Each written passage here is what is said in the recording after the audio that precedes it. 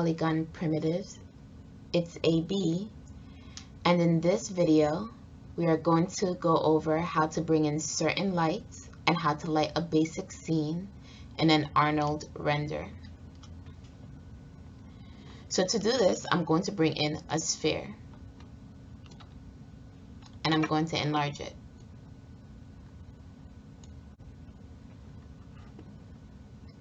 Now I'm going to press this icon to render the current frame. Now the renderer that it is using is Maya Hardware 2.0, and here we can see our sphere. However, this is not the renderer that we want to use. We want to use Arnold renderer. So I'm going to click it, then I'm going to press this icon right here so that it can render it again. And as you can see, nothing appears. That is because we have not added any lights to it. The first light that I want to add is a sky dome light. Now before I add it, I'm going to place the render view over here and I'm going to minimize it a little bit.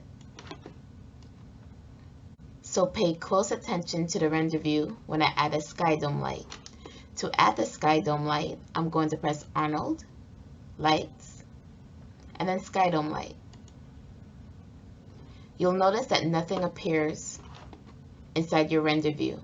That is because the renderer that we are using does not render in real time. In other words, it does not update to show any changes in the scene. So I'm going to press Ctrl Z to remove the Sky Dome Light. I'm going to exit out of this render view, and instead I'm going to press this icon right here for Interactive Photorealistic Renderer. You can see the IPR on the icon. I'm going to click on it and a new render view is formed. I'm going to minimize it, place it over here, and I'm going to bring in the Sky Dome Light again. When I bring in the Sky Dome Light this time, you see the change in the render view because it's updating because it's now rendering in real time. So now we have a Sky Dome Light, and because of the Sky Dome Light, we can now see the sphere in it. I can adjust the Sky Dome Light. I can change the color of it by pressing over here, by pressing here where it says color. So for example, I can add a bit of a blue to it, and you see the change in the render view. I'm going to bring it back to white. I can also increase the intensity by sliding here next to intensity. And as you can see, the light gets brighter. I'm going to bring it back down.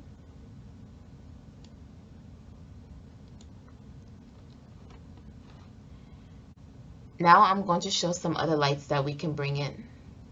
To make the other lights more visible, I'm going to change the color of the Sky Dome Light to a darker color, such as a darker gray. So that is the Sky Dome Light. I'm going to bring the render view back over here. Now I'm going to go to Arnold, Lights, and this time I'm going to bring in an area light.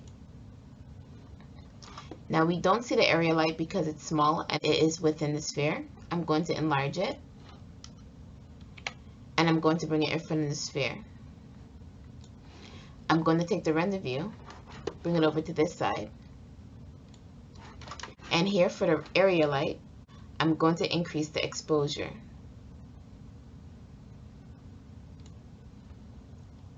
Now there's a very slight change, but you can't see it because it only went up to 5. When it reaches all the way to the right, you can still enlarge the number by just clicking on it and typing in another number. So I'm going to change it from 5 to 500, and I'm going to press enter.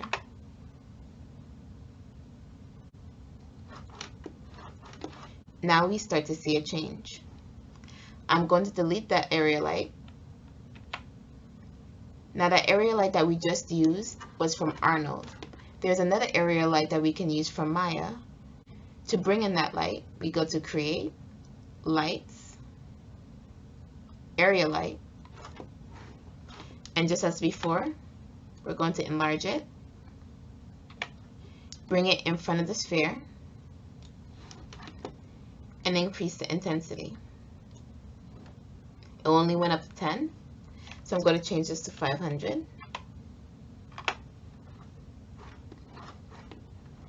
And now you can see the light getting stronger and appearing on the sphere. Now let's delete that light. Another light I can bring in is known as the directional light. So I go to Create, Lights, Directional Light. I'm going to enlarge it, bring it more in front of the sphere, and increase the intensity.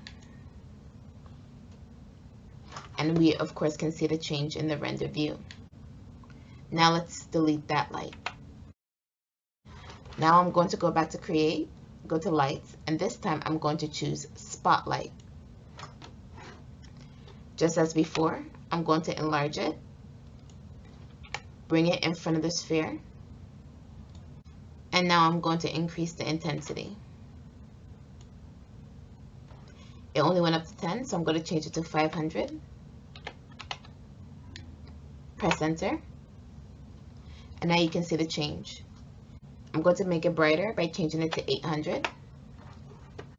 Now I'm going to delete the spotlight. I'm also going to delete the Arnold light. Now we are going to light the sphere using basic 3-point lighting. So I'm going to go back to Arnold, go to Lights, and press Skydome Light. Now we're going to use this Skydome light as the backlight. So the backlight is the light that you put behind your object to bring out the silhouette of the object. Now I'm going to bring in a plane, and I'm going to enlarge it,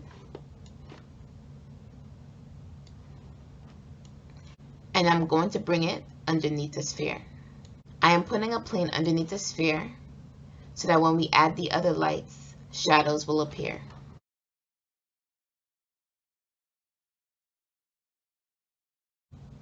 So I'm going to continue enlarge the plane until it covers all of the area inside the render view.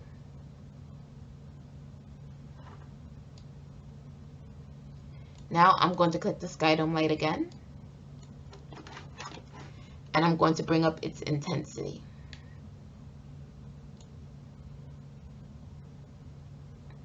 It's a little bit blown out, so I'm going to bring it down a little bit. Now when you render in real time, sometimes it takes a while for the render to finish.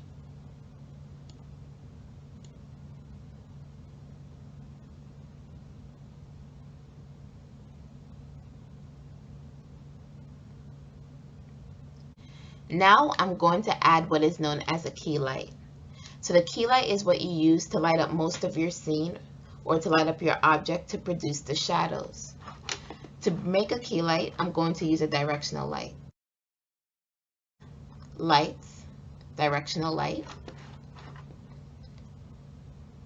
I'm going to enlarge it, bring it in front of the sphere,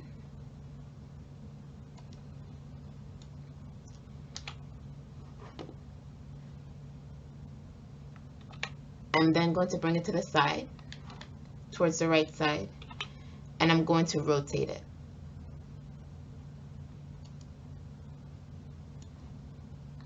I'm going to undo that because I realized that before I rotate it, I want the gimbal or pivot to be in object mode.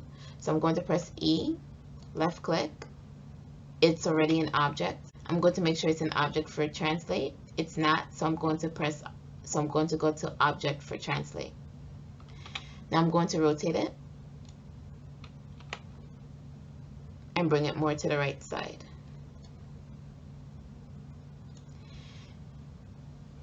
Now, as you can see, the light is not bright enough to show much of a change.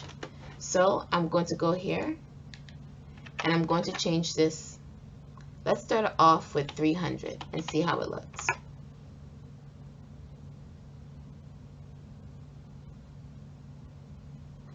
So we do start to see the shadows, but it is a little bit blown out. So I'm going to bring this down to 200.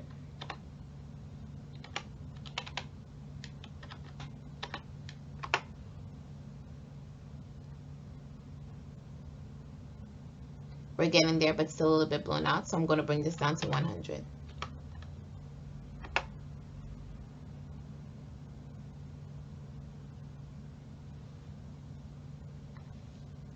Now, let's make the shadows more apparent. So in my attribute editor, with the directional light selected, I'm going to press Arnold. First, I'm going to increase the angle. So if you look in your render view, you see slightly the shadow. I'm going to increase the angle.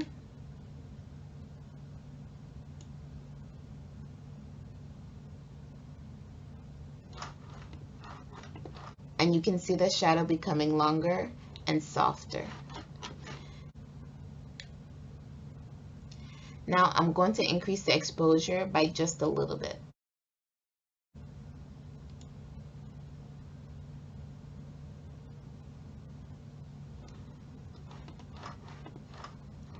Now we can see the shadow more clearly. The light does still seem to be a little bit blown out, so I'm going to go back to intensity and I'm going to change it to 80.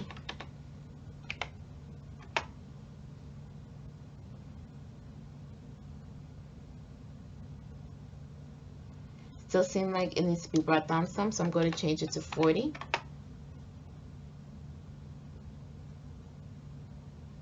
So now let's change the temperature of the color. So under Arnold, you can see a box next to use color temperature. I'm going to check on the box, and now we're able to affect the number here. I want this to have a cooler color, so I'm going to slide this bar towards the right.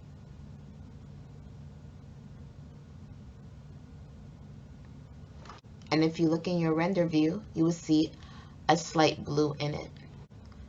So we are starting to see some of the shadows, but it's not drastic enough, and that's because the plane is the same color as the sphere. So I'm going to click on the plane.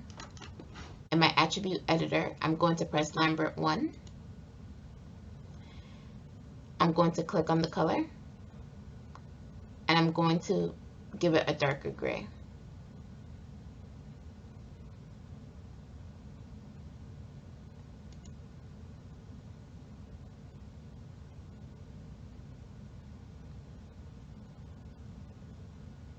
Now we're starting to see more of the shadows.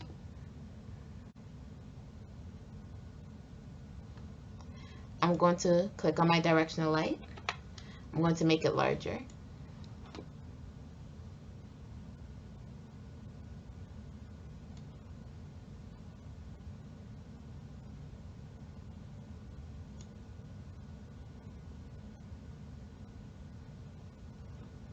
Now we are going to add what is known as a fill light. So a fill light is used to help soften shadows.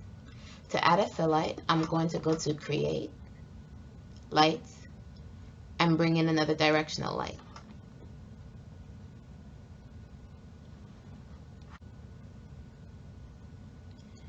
I'm going to enlarge it.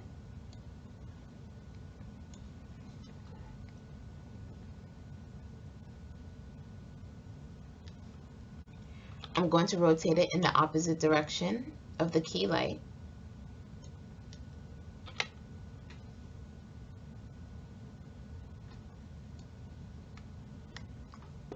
Bring it more in front of the sphere.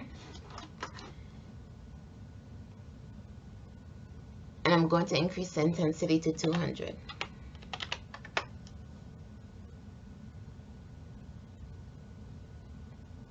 It is too bright, so I'm going to just try 50.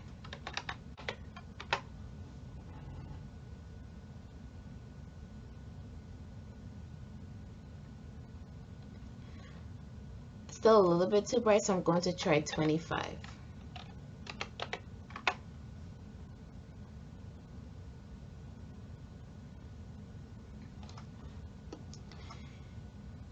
So now if you look at our render view, the sphere has been lit up. We have created shadows with the key light, and we have softened the shadows with the fill light. And we use the backlight to show off the silhouette of the sphere. So that is how you light an object in Maya with 3-point lighting.